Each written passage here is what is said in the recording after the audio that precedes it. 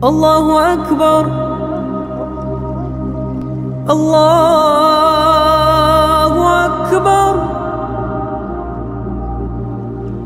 الله أكبر الله أكبر. يهدرون.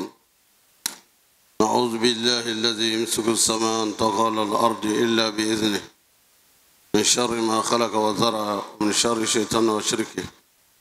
أعوذ بالله السميع العليم من الشيطان الرجيم. بسم الله الرحمن الرحيم. إن الحمد لله نحمده ونستعينه ونستهديه. من يهده الله فهو المهتدي ومن يضلل فلن تجد له وليا مرشدا. نشهد أن لا إله إلا الله وحده لا شريك له ونشهد أن محمدا عبده ورسوله. اللهم صل وسلم على المبعوث رحمة للعالمين محمد بن عبد الله وعلى آله وصحبه وسلم. اللهم الهمنا رشدنا ومراشد أمورنا ونعوذ بك من شرور أنفسنا وسيئات أعمالنا. ربنا اتم لنا نورنا واغفر لنا إنك على كل شيء قدير. ربي زدنا ولا تنقصنا. ربي زدنا علما والحقنا بالصالحين. Chers frères et sœurs, Allah subhanahu wa ta'ala nous dit dans le Saint-Coran, Bismillahir Rahmanir Rahim, wa zakir fa inna zikra tanfa'ul mu'minin. Rappelez car le rappel est utile aux croyants sincères. En effet, nous avons vendredi dernier, Juma al-Madiyah, nous avons évoqué le voyage nocturne de notre messager Muhammad sallallahu alayhi wa sallam. Ce voyage qui n'est pas son voyage, mais qui fut une invitation d'Allah à lui envoyer suite à un certain nombre de temps de sa mission qu'Allah lui a accordée et lui a donné d'accomplir. En effet, pendant toutes ces années de la prophétie de notre messager à la Mecque, il a connu des difficultés, il a connu des affres et l'inimitié, et il a connu beaucoup de tortures et beaucoup de difficultés vécues par ses compagnons, ceux qui ont embrassé l'islam. Bien sûr, le Coran va nous situer par rapport à ces difficultés et ces épreuves auxquelles le musulman est confronté en nous disant, Bismillahir Rahmanir Rahim, أحسب الناس أن يتركوا أن يقولوا آمنا وهم لا يفتنون ولقد فتنا الذين من قبلكم ولا يعلمن الله الذين صدقوا ولا يعلمن الكاذبين. Ainsi, le Seigneur du monde nous situe des hommes, croit-il, il suffit de dire qu'ils sont musulmans sans être éprouvés. Nous avons éprouvé ceux d'avant vous. Et c'est à partir des épreuves que Allah réalise, et il le sait, il sait ce qu'il y a dans nos cœurs, ceux qui sont sincères dans leur foi et ceux qui ne le sont pas. En effet, le prophète sallallahu alayhi wa sallam, après la proclamation de sa mission, a fait face à beaucoup d'adversités, beaucoup de difficultés. Nous n'allons pas évoquer, parce que vous le savez déjà, que lorsque la situation était difficile à la Mecque, il a fait partie un certain nombre de ses compagnons à Habasha, qui se trouve en Éthiopie actuelle, et avec la certitude que le souverain, le roi qui est là-bas, était accueillant et ce peuple était hospitalier et que ça valait la peine que les compagnons y émigrent. Et ce qu'ils ont fait, ils ont été bien accueillis. il y avait un pacte d'extradition entre la Mecque, les chefs traditionnels de la Mecque, et les souverains de l'Éthiopie de l'époque. Et donc, les chefs traditionnels ont envoyé une délégation pour demander l'extradition de ceux de leurs qui ont quitté la Mecque pour se retrouver à Habasha. Et comme tout homme réfléchit, le roi les a reçus et a appelé ceux qui ont émigré pour demander pourquoi ils ont quitté la Mecque et quelles étaient les difficultés, ou disons ce qu'on dit ici, leur demander les nouvelles. Mais ceux qui sont venus de la Mecque ont dit de ne pas demander des nouvelles à ceux-là. Ils vont dire, ce qu'ils vont dire, ce ne sera pas la vérité. Mais le roi a tenu à les écouter publiquement. Et ils ont dit, nous sommes combattus parce que nous adorons Allah, un seul Dieu, omniscient, omnipotent, sans égal, sans associé.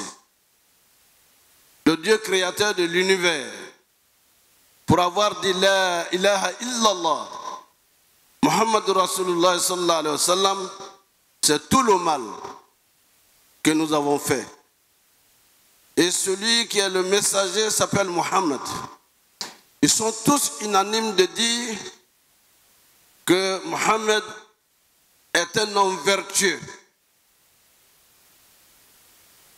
Mais dès qu'il a dit que Dieu est un, alors qu'ils ont eux des multitudes de dieux, alors tout le mal est venu de là. Et puisque nous sommes torturés, nous sommes violentés, il y en a qui sont déjà morts parmi nous pour avoir dit la ilaha illallah, Muhammad Rasulullah sallallahu alayhi wa sallam. Voilà tout ce que nous avons comme déclaration à faire. Le roi a insisté, le message que vous portez, qui est la révélation, quelle est-elle? Le porte-parole de la délégation a pris Surat Maryam, qu'il a lu, et avant la fin de la lecture de la sourate, le négus a coulé les larmes. Pour dire ça, c'est certainement parler de la mère de Jésus, alayhi salam. Et ainsi, il a dit non, ces propos ne peuvent pas être les propos de Satan. Parce que cela vient, n'est-ce pas, en consolidation de ce que nous avons reçu de notre livre. Ceux-là sont retournés à la Mecque réduits. Vous savez également qu'après cela, les chefs se sont encore réunis. Qu'est-ce qu'il faut pour amener Mohammed et ses compagnons à renoncer à l'islam? Il faut les chasser de la Mecque pour qu'on ne soit pas sur le même territoire. Ils ont quitté la Mecque. Ils ont été conduits dans le creux d'une montagne pour dire jusqu'à ce qu'ils déclarent que Dieu n'est pas un. Ils ont tenu malgré la faim, malgré la soif. Vous connaissez très bien cette histoire très douloureuse, pénible.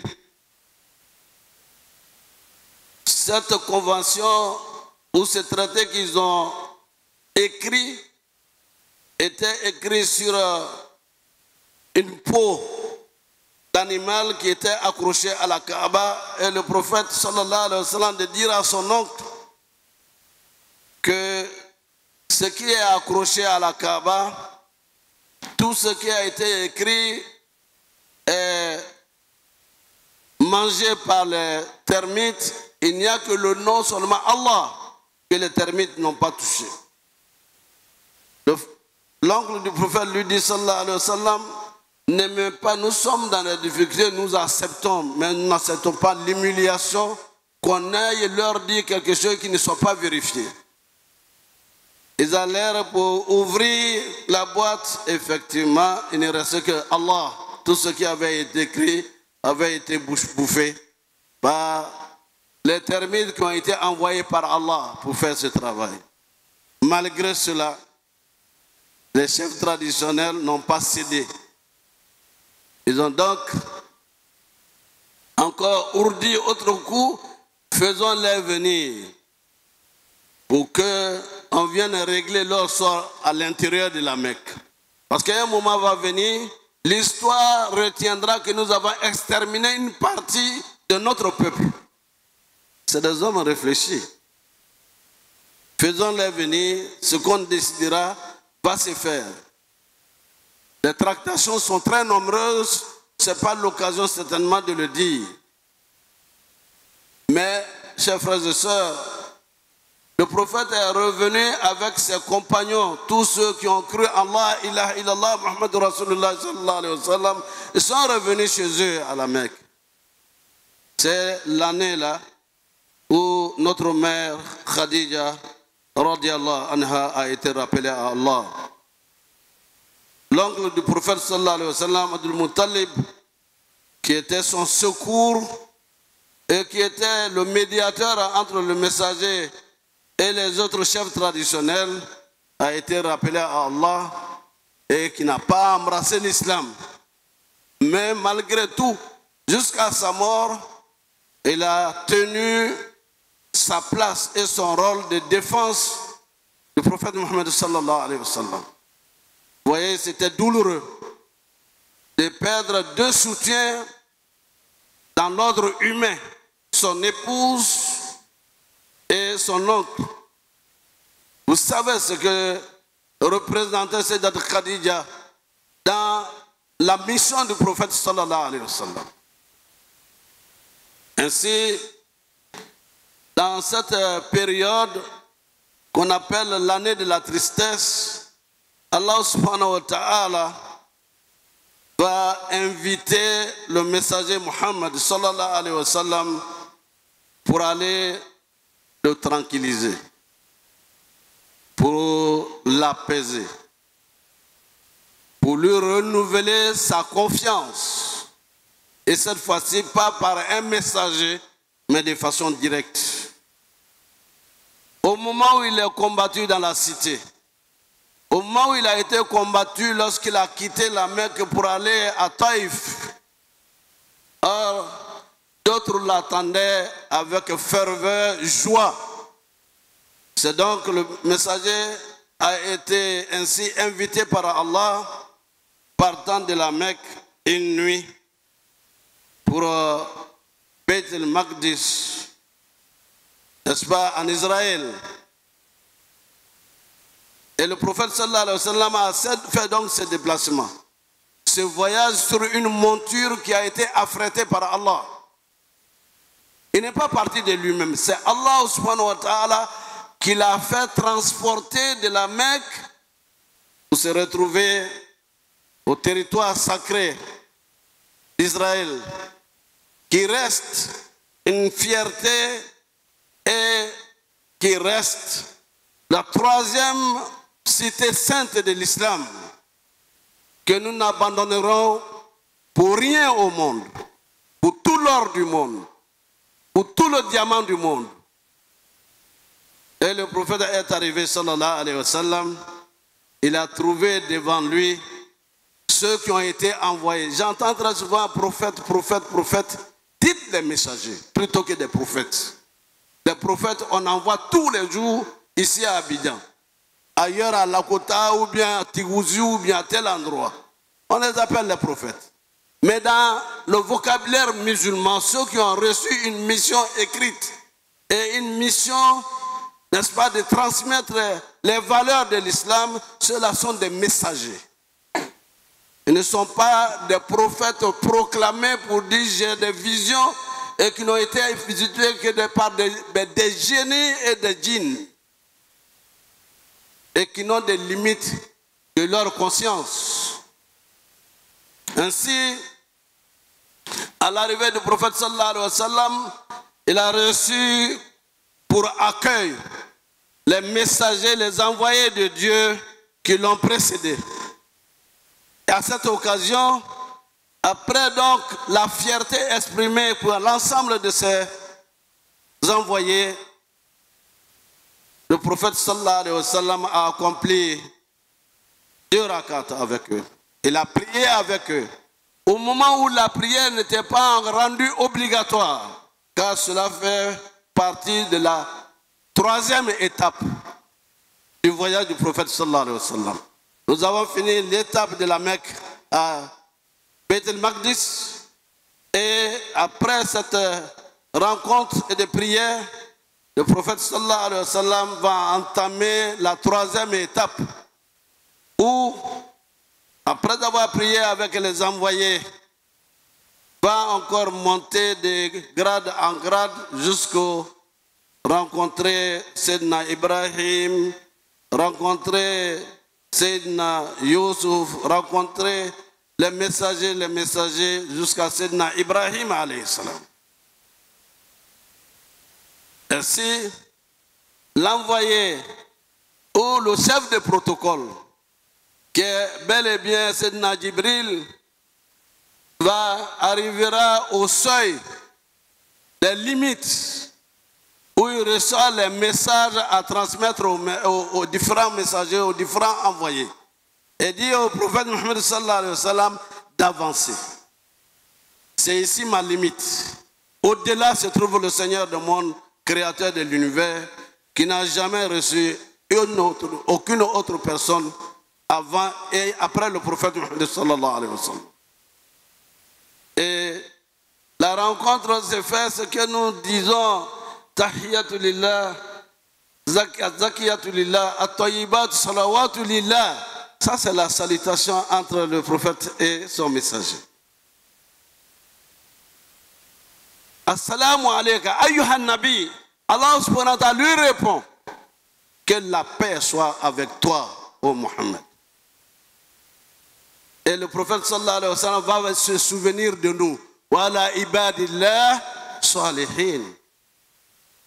Je partage cette paix avec les serviteurs d'Allah, les vertueux serviteurs d'Allah, qui sont vous, nous, hommes et femmes, après lui, pendant qu'il était là et après son rappel à Allah. C'est cette conversation que nous avons à chaque prière avec Allah.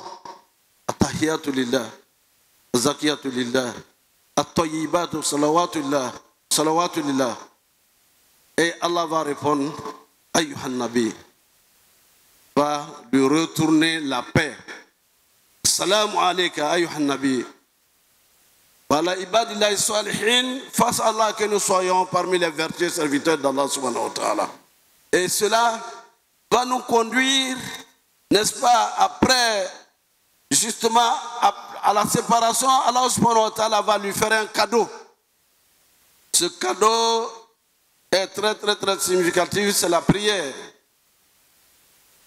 Et la prière, en lui donnant, il va lui dire, Inna salata kanat ala al-mu'minina kitaban mawquta. Certainement, la prière est obligatoire aux musulmans sincères et elle doit être accomplie à des heures bien déterminées. Deuxième prescription, il dit Wakim salata li zikri. Accomplis la prière pour te rappeler lorsque tu viens entrer en lien et en communication avec Allah. Wakim salata li zikri. Accomplis la prière pour entrer en communication avec Allah. On n'entre pas en communion avec Allah. C'est la philosophie de ce qu'on appelle le monisme existentiel qui amène à dire nous sommes en communion. On ne peut pas être en communion avec Allah. Ça, c'est le monisme existentiel qui exprime que Dieu est partout et qu'on peut faire un avec Allah. Non. Allah est au-dessus de notre pouvoir, de notre savoir, de notre être. Et ainsi, il y aura encore une autre prescription qui accompagne la prière. Ordonne la prière à ta famille, aux membres de ta famille. hommes et femmes, wastabiru alayha, et soyez constants dans la prière. Nahnu narzuqukum wa iyyahum. Quant à leurs besoins, je prends ça en charge. C'est Allah qui donne cette confiance au prophète sallallahu alayhi wa sallam. Il dira encore, inna salata tanha anil fahsha'i wal munkar. La prière va aider le musulman à éviter la turpitude et les actes blâmables. La prière est un remède pour le cœur, pour le corps. Et quand on explique la prière réellement dans toutes ses articulations, la station debout, vraiment debout, et la station, la génuflexion, se relever. Le prophète sallallahu alayhi wa sallam, dans sa visite, lorsque l'archange Gabriel lui faisait la visite guidée, il alla trouver qu'il y a des anges qui sont en génuflexion, qui sont en station debout, et ils le seront jusqu'à la fin des temps. D'autres sont en génuflexion, resteront dans cette génuflexion jusqu'à la fin des temps. Et il y en a qui sont en prosternation soujoud, et ils le resteront. Mais Dieu a donné l'ensemble des articulations de la prière à la Ummah Muhammad sallallahu alayhi wa sallam. Pour que nous prenions toute la substance, l'intérêt et les avantages de la prière. Et donc, cela fait juger d'autres personnes. Lorsque vous voyez quelqu'un qui fait la prière, c'est plutôt comme la prière du Margouya. Non, ce n'est pas ça la prière. C'est la solata. Il a bihudurul qalb. Il n'a de prière qu'avec la présence du cœur, la sérénité et le recueillement. Le sentiment qu'on est en communication avec le Seigneur du monde dans une discipline personnelle. La prière, on pourra en parler. Ça impose et ça donne la santé. Vous qui avez mal aux genoux, vous qui avez maintenant, on commence à voir dans les mosquées beaucoup de chaises. Faites l'effort dans la douleur va partir. Faites l'effort dans la douleur. Mais si vous cédez petit à petit, en vous asseyant dans la chaise, ben le mal va prendre tout le corps. Et vous ne pourrez même plus vous tenir debout. Ça, c'est un conseil. Demandez, il y a des médecins qui sont devenus musulmans et qui ont analysé les différentes attitudes. C'est extraordinaire pour donner la santé. Et si le prophète sallallahu alayhi wa sallam va se retrouver, n'est-ce pas, dans la visite, dans le royaume des cieux, et Jibril qui est devant le messager d'Allah, comme on le fait le protocole aujourd'hui, que les étrangers, il faut les faire visiter, n'est-ce pas, le paradis et l'enfer. Le messager d'Allah va voir la vie d'ici-bas représentée sous la forme d'une vieille femme. Et Iblis, la'natullah alayhi, le prophète sallallahu alayhi wa sallam, aperçut quelqu'un sur le bas-côté de la route qui l'appelait. Et c'était Iblis. À l'origine, Iblis était un djinn croyant. Mais il devint mécréant quand il s'opposa à l'ordre d'Allah de se soumettre à Sayyidina Adam alayhi salam wa ala nabina afdal salatu wa salam. Le messager d'Allah était de passage, il y avait une tombe qui dégageait du parfum, du misk. Il demanda à Sayyidina Jibril quelle est cette tombe où on sent l'odeur du parfum, du misk. Il dit, c'est la tombe de la coiffeuse, la fille du pharaon. Elle a été tuée par le pharaon pour avoir dit La ilaha illallah. La ilaha illallah. Pour l'avoir dit, elle a renoncé, elle n'a pas voulu renoncer a dit la ilaha illallah, elle a été tuée ainsi que ses 3 enfants. Pour avoir tenu à ne dire qu'il n'y a de deux qu'Allah, et c'est sa tombe. Dieu a parfumé sa tombe, elle fait partie des habitants du paradis. Soyons de ceux-là qui ne renoncent pas à leur foi, quelles que soient les épreuves. Et encore, il passait quelque part, il vit aussi ceux qui se sont battus pour la cause d'Allah, qui luttent dans la voie d'Allah, et sémant et récoltant leurs semences en 2 jours. Et Jibril leur dit, ceux-là ont passé leur temps à lutter pour la promotion de l'islam, pour l'expansion de l'islam. Et c'est leur récompense qui est ici cette partie du paradis. Et il vient encore des gens dont la tête était écrasée, la langue écrasée, les lèvres avec des pinces de feu. C'est qui ça, ceux-là? Le messager d'Allah, c'est Jibril lui dit, ceux-là utilisaient leur langue pour mentir et pour séparer les familles. Et leur sanction dans l'enfer, c'est ça. Pour avoir menti, pour avoir divisé, pour avoir utilisé ces armes de Satan pour la division entre les hommes. Et il vit un taureau qui sortait d'une issue étroite et qui ne réussissait pas à repasser. Il s'agissait de ceux qui sèment le mal et qui détruisent, n'est-ce pas? Ceux-là, la sanction à leur faire, c'était cette sanction.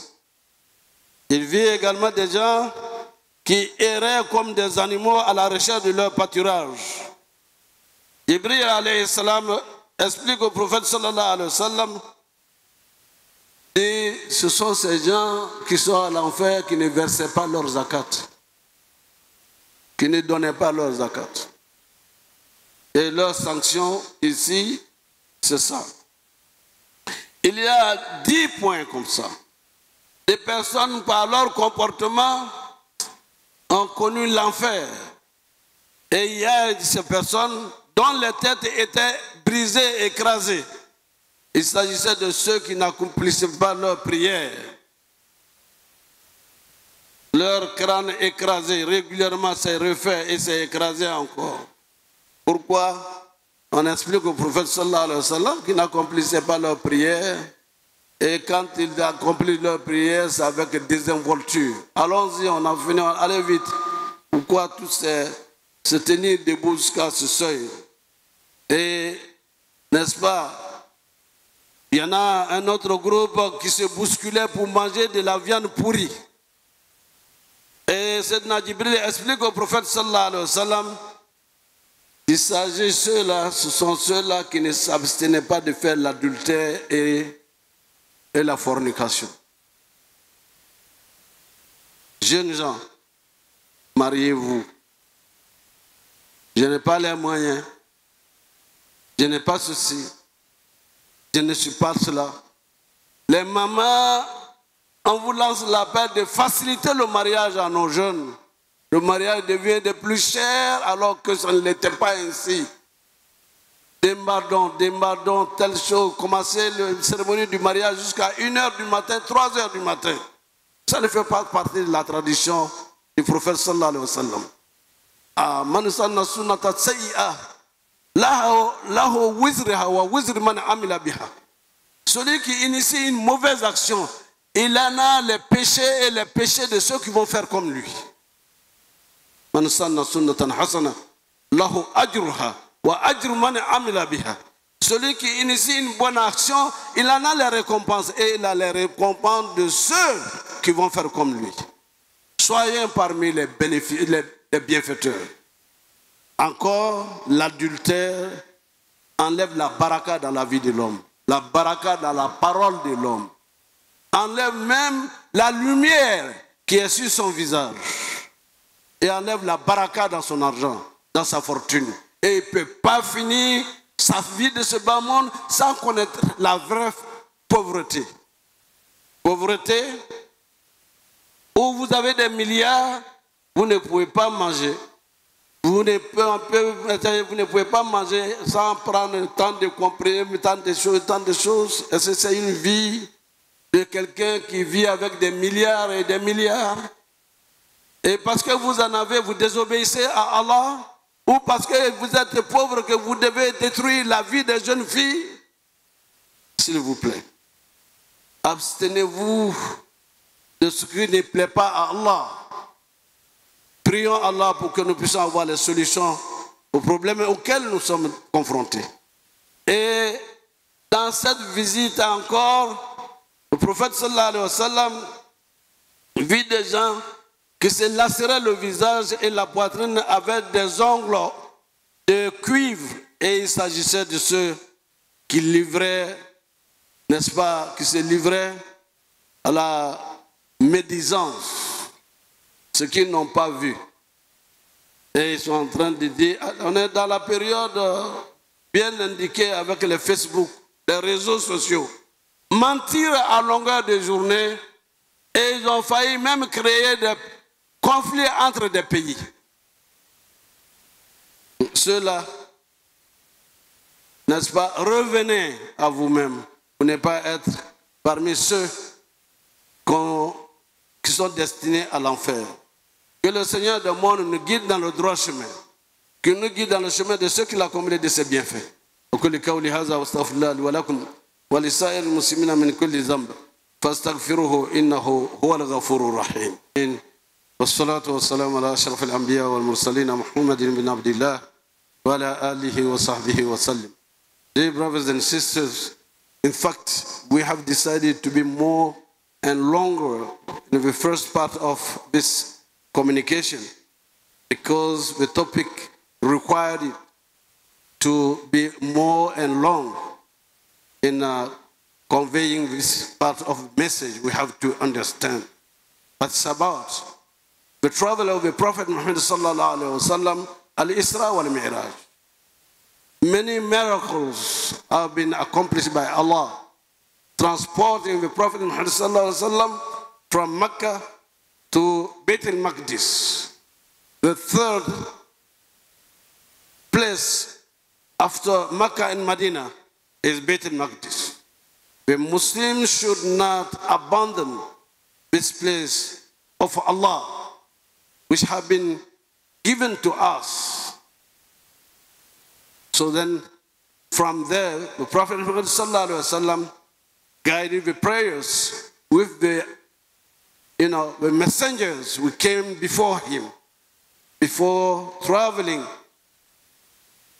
to respond to the invitation of the Almighty Allah. The Prophet Muhammad sallallahu alaihi wasallam has been received by Allah to talk to him, to confirm his being messenger of Islam, and to have the sustenance of Allah Almighty. Go and convey the message. It's from me. Ya ayyuhan nabi, balligh ma unzila ilayka min rabbik, wa in lam taf'alu fama balagta risalatahu, wallahu ya'simuka minan nas. It's to give a conviction to the Prophet Muhammad sallallahu alaihi wasallam is actually the messenger of Allah. Allahu Akbar, Allahu Akbar, Allahu Akbar, Allah.